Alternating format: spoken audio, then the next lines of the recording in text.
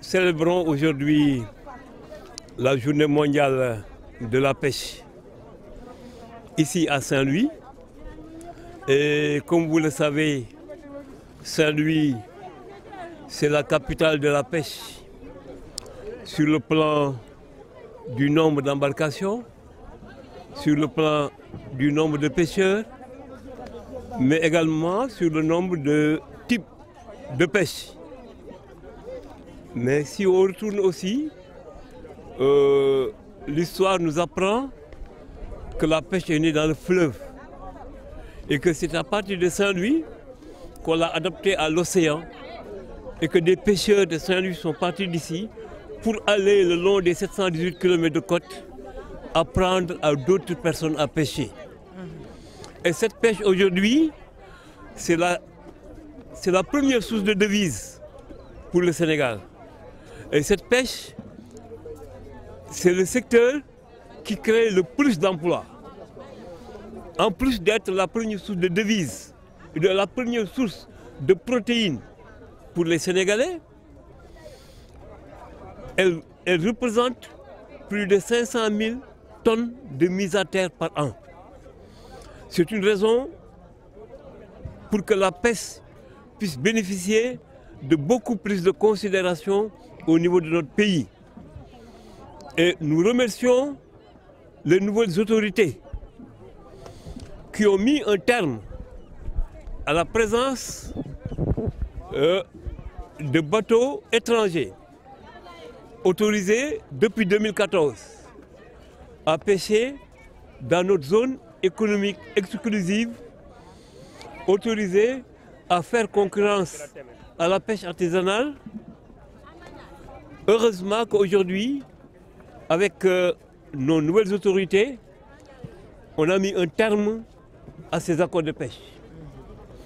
Nous espérons qu'à partir d'aujourd'hui, les pêcheurs vont pouvoir souffler. Mais nous disons aussi à nos autorités, nous reportons au projet Diomaye Président, donc au projet PASTEF, nous reportons à ce projet qu'il y avait 3 engagements. Et ces engagements, c'est d'abord donc mettre un terme aux accords de partenariat de pêche avec l'Union européenne. Ce premier engagement a été respecté. Le deuxième engagement, c'est réserver prioritairement la zone des 12 maïs à la pêche artisanale. Le troisième engagement, c'est de lutter contre la pêche hyénienne. Donc, il est de notre devoir de vous dire qu'aujourd'hui, toute la communauté des pêcheurs sur les 718 km de côte attendent que ces autres engagements se réalisent. Mais c'est l'occasion aussi pour nous de vous demander, Monsieur le Président de la République, en cette occasion qui nous voit commémorer la journée mondiale de la pêche, de rappeler avec insistance donc des engagements, puisque l'État c'est une continuité. Nous rappelons avec insistance la demande qui concerne la régularisation de la situation professionnelle des femmes transformatrices par l'octroi d'une carte professionnelle. Nous demandons le contrôle et la mise aux normes des sites de transformation et l'accompagnement financier des femmes marieuses et transformatrices. Nous demandons plus de diligence et d'accompagnement du programme de renouvellement du parc de camions frigorifiques par la baisse des prix des camions et la mise en place de subventions pour accompagner les marieurs. Nous souhaitons un développement de la politique aquacole pour la reconversion des pêcheurs âgés qui le souhaitent. Nous demandons l'accompagnement des usines de farine de poisson indispensables au développement de la pêche, leur mise aux normes et l'augmentation de leur nombre. Nous demandons l'évaluation des 2 milliards de francs du fonds Covid placés au crédit mutuel du Sénégal comme crédit revolving et le remboursement des prêts pour la poursuite des financements. Nous demandons la formation et l'insertion des charpentiers dans la politique de modernisation des embarcations. Nous demandons la prise en charge dans un nouveau chapitre du Code de la pêche, de la cohabitation pêche-exploitation offshore du gaz et du pétrole pour une meilleure protection de nos récifs coralliens qui ne doivent pas servir de fondation aux plateformes ni pétrolières ni gazières. Nous demandons l'application de l'article 57 du Code pétrolier pour l'indemnisation des pêcheurs impactés par l'exploitation du pétrole et du gaz. Nous demandons avec insistance l'aménagement et la stabilisation de la brèche de Saint-Louis qui a déjà tué plus de 600 pêcheurs. Nous demandons la mise en place d'une banque bleue pour prendre en charge les problèmes de financement de la pêche. Nous demandons le développement d'une pêche artisanale tonnière. Nous demandons l'aménagement de ports comme en Mauritanie pour la pêche artisanale. Nous demandons l'implantation de complexes frigorifiques dans tous les sites de pêche du Sénégal. Nous demandons l'installation d'usines de montage des moteurs hors bord que nous importons et qui nous coûtent excessivement cher. Nous demandons l'audit de la politique de subvention des moteurs hors bord.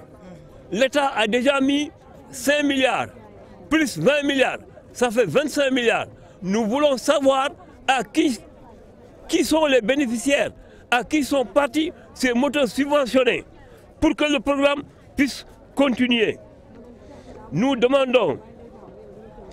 un renforcement des capacités dans la pêche continentale, l'aménagement dans le fleuve Sénégal d'aires marines protégées, l'accès au financement, le désenclavement des embouchures, des estuaires, des ponts et autres points de passage de l'eau dans le fleuve. Nous demandons le renforcement en personnel qualifié des inspections des pêches et la création de directions régionales des pêches et de l'aquaculture. Nous demandons plus de présence de nos gardes-côtes en mer pour une surveillance effective. Nous demandons l'évolution des ZPP en aires marines protégées pour une gestion rationnelle par le ministère en charge des aires protégées. Nous demandons la mise en place d'une commission tripartite, État, BP, pêcheurs, pour la prise en charge de la compensation au niveau de Diatara à Saint-Louis. Nous demandons à l'OMVS de diligenter la construction des ports fluviaux maritimes à Saint-Louis pour la pêche et le commerce et pour l'aménagement de la brèche. Nous dénonçons l'interdiction saisonnière de la pêche nocturne qui cible uniquement les scènes tournantes et les félés et qui ne repose sur aucune base scientifique ni juridique, qui défavorise la pêche artisanale et avantage la pêche industrielle. Nous demandons une exploitation rationnelle du gaz et du pétrole le long des 718 km de côte pour ne pas tuer la pêche artisanale. Nous demandons l'aménagement de nouveaux ports de pêche à Guénoaï, à Tuaounpeul, à Mbodjen, etc. Nous demandons la signature d'accords de pêche avec le Maroc pour permettre aux pêcheurs de Saint-Louis d'aller pêcher au Maroc et débarquer à Saint-Louis. Nous demandons la protection des pêcheurs sénégalais contre les agissements inadmissibles des gardes-côtes mauritaniens. Nous demandons la négociation d'une zone tampon à la frontière avec la Mauritanie pour compenser en partie le manque à gagner causé par la plateforme gazière de GTA. Nous demandons l'audit du projet CERP. Nous demandons l'audit du projet CERP dans lequel l'État du Sénégal a mis beaucoup de milliards et qui ne marche pas. Et l'abandon du délogement de la bande des 20 mètres. Nous demandons la formation des mécaniciens hors bord pour une meilleure gestion de la pêche. Merci.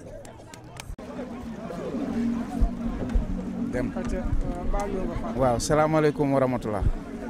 man la Oumar Ndiaye di président association pour la promotion socio-économique des pêcheurs et acteurs de la pêche de Saint-Louis nekkaat itam ma porte-parole littoral bi ci wàll bi nga xamante ni mooy booru géej ci bande de 20 mètres bi di ñëw nag di wax ni tey bés bi nga xamante ni moom la ñu jagleel napp gi bés bi ñu jagleel napp gi ci at mi tey ñu war a ñëw tey maanaam mu nekk bés bu nga xamante ne ñu war nañ si jàmbat suñu ay jafeñ-jafeñ li nga xam ne ni métti ndax ñun nappkat yi ay jafe-jafe rek la ñu nekkee bi ci giitu maanaam mooy xam ngeen ni lii noo ko bël bi rey na juróom benn téeméeri nit ak nangam ba tey jii nii amagul saafara waaye liñ ci gën a soxla léegi daanaka soxlootuñu bël liñ soxla daal mooy port de pêche la ñu soxla ak ay yeneen xeetu matériel yoo xamante ni ay bateau la ak ay gaal yu moderne port de pêche la ñu soxla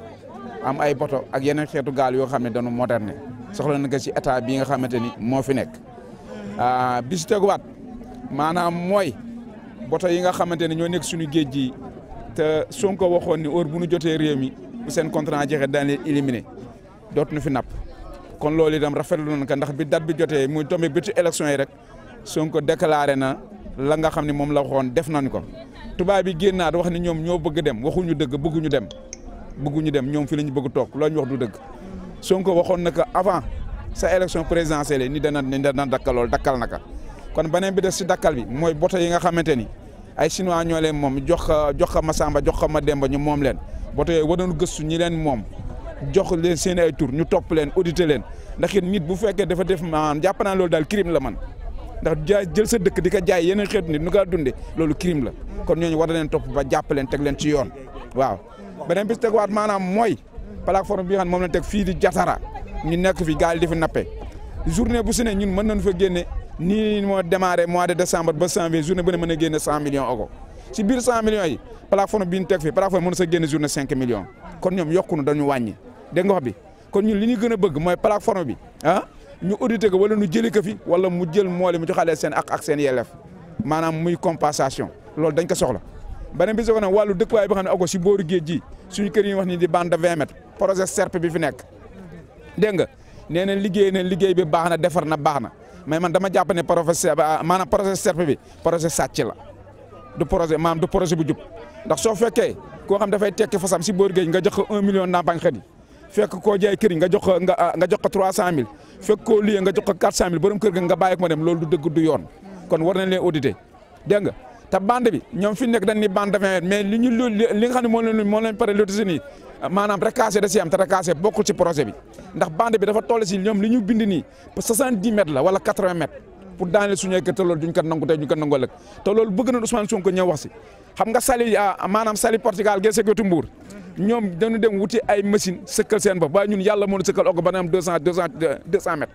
kon 200 mètres yooyu ñoom bi ñuy teg wax na leen ni yokku leen rek géej gi day dellu dana dellu maara 100 ans dégg nga dana dellu 50 ans dana dellu 100 ans kon yokku leen géej gi ngeen delloo ko ci foofu ñu bañ léegi demal sa géej nga xool boo jógee fi doj nekk bala ngaa egg géej daa dox 200 mètres doogaa ak géej kon waxoon na leen kon ñun ñoo lépp xam-xam si dëkk bi ndax lii chaque année day ñëw maanaam chaque 50 ans bu ne day ñëw kon projet boobu bëgg nañu ñoom ñu déclarer que andi na projet Guender 2 1 kilomètre 500 ana ànd ak port de pêche ba duñu soxla bël ànd ak juróom-ñaar téeméer kër ak hôpital ak ay sart bëgg nañu jamaay ak Sonko defal nu projet boobu tegal nu ko fi dégg nga loolu soxla nañ ko bu baax a baax a baax ministre de la pêche fi jaaroon ni woon na maanaam 30 milliards ma ngi fi pour ay port de pêche maanaam pour ay quai de pêche Moussa ñun gisaguñu quai de pêche boobu ba léegi te ministre yi fi jógee wax nañ ni ni mu tëddee Pape Sagna Mbaye ni woon 30 milliards ma ngi sur la table mais bi ñun quai de pêche lañ demal nan jox quai de pêche nan ñu defaral quai de pêche yu mucc ayib port de pêche yu mucc ayib nan ñu ko defaral yooyu lañ soxla yooyu la ñuy xaar ci biir liggéey bi joxal nu usine constellation en même temps jën yi nga xamante ne day des mukaa dafa am cër ci napp gi ndax jën wi des lay jël léegi jën wi des ñoo ngi kaa tuur ndax mukaa yi jëlunu te mukaa yi dañ leen am place ci napp gi ñu war leen jox jën wi des ñoom ñu kaa jël di ko mukaa ji bañ ko tuur xoolal jën waa ngi tefes gi ni sëriñ gisuloo xoola wuy ma mu xoola boo demee keebele parce que naa toj maanaam parce que danaa gas lu mat une tonne di ko suul te loolu bu demul si usine mukaa yi moo gën dégg nga moo gën nu kaa tuur di ko sànni napp gi daal bari na jafeñ ñoo ngi kaa déclaré président na ñëw jàppale nu ak premier ministre am jàppale nu si liggéey mu dox ci jàmm jaa ngeen jëf. waaw salaamaaleykum ma la yaay may sa jéem nekk ma yéer fii ci Langue des Baraf gannaaw bi ñu sant yàlla julli Seydina Muhammad rek di santaat suñu borom baax a baax bi ñu yàlla mayee ñu teewaat di fête bi nga xamante ne journée de la pêche di am nag lu ñuy naqari tout le temps rek si sunu pêche bi nga xamante ne tey jii moom la sunu doom yi di incarné ñu war ko fullaal war ko faydaal toujours di ko ñàkkal fayda ñi ngi sant nag yàlla di jàppale di félicité suñu Diomaye mi nga xamante ni accord de pêche Union européenne yi dagg na waaye ñi ngi waxaat di lancer waat appel ñi nga xamante ne ñooy bateau yi nekk Sénégal te nekk ay bateau chinois ñu am ay tur ñoo nga xamante ne waa Sénégal ñoo leen jël couverture leen def ko seeni tur te ku dem xool ne ay chinois ñoo see napp yooyu war nañ ko mën a bàyyi xel si zone Sénégal bi. di wax ni ñun sunu doom yi ku ñu juru yërëm nañu lu mel ne journée de nappkat yi gisoo fi benn jën bu fi teer lu dul yaaboy kase du coof du jarañ du dara benn jën bu riche teer fi ndax li ko waral ku nekk xam na ko li nga xamante ne tout le temps duñ koy jooy te duñu noppee di ko wax. ak yelleef doomu aadama Njaay yi nga xamante ne tey jii ñooy pêche bi dafa des si ñu gëstu leen jubal jubbanti ku koy wax ku nekk na nga gëstu mool yi am na yoo xamante ne ñu ngi koy jànkoonteel te tegul si yoonu njub si dëkk bi ñuy wax Ndar dëkk bi ñuy wax Langue des Baraf kon bàyyi leen xel yi nga xamante ne ñun ñooy yaay yi sunu ay njaboot yëpp fàqi nanu nangoo tudd toog ci dëkk bi ñuy wax Ndar ndax ñun ñi ku nekk xam na ne plateforme bi lan amoon di fa nappee